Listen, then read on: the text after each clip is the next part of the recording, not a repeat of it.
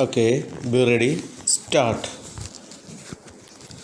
On Thursday, the dollar index, which illuminates global financial conditions, touched a record high of 109.98.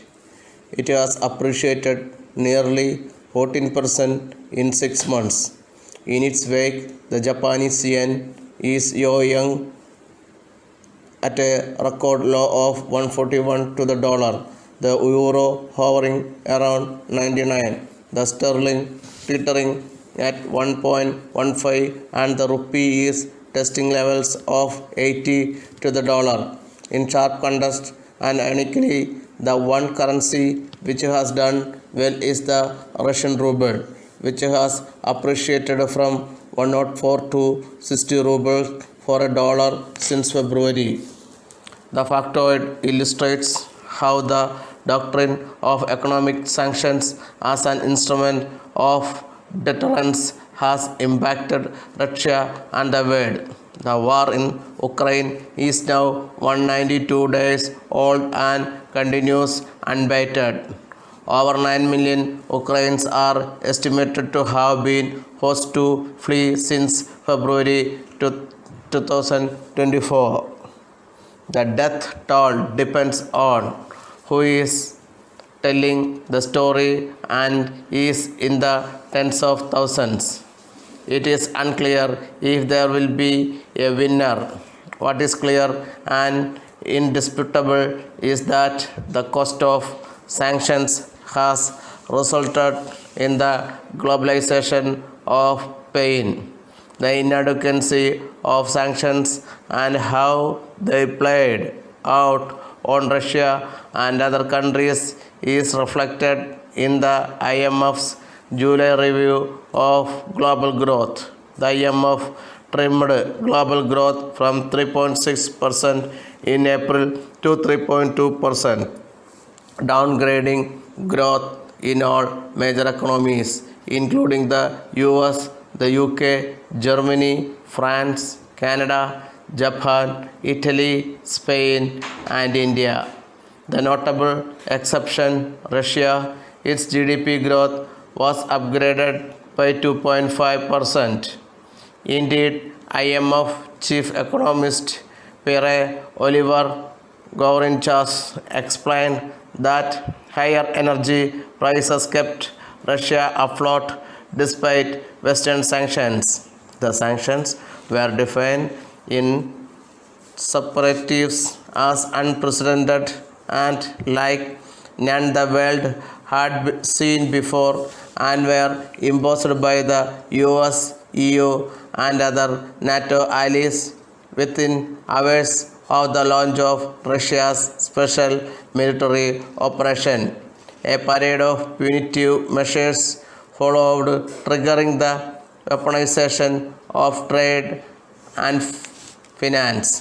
For the global economy, just recovering from the pandemic and burdened by the excess of easy money, it was verified the exacerbating last straw. The consequence is manifest in the food, fuel, and cost of living crisis haunting developed and developing economies. The price of natural gas in Europe is now estimated to stay around $50 per barrel of oil equivalent. Household energy bills in the UK could shoot up 5 times to £5,000 a year. Gasoline prices across the world are fueling riotic and rage. Countries are scampering to install LNG terminals, seek new suppliers of gas, and extend the lifespan of nuclear power plants.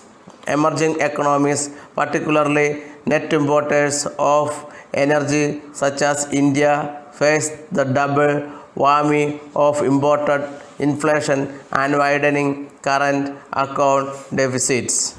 The irony of ironies is that as the world struggles with the energy crisis, Russia's earnings from the fuel exports are expected to shoot up by 38% to over $347 billion.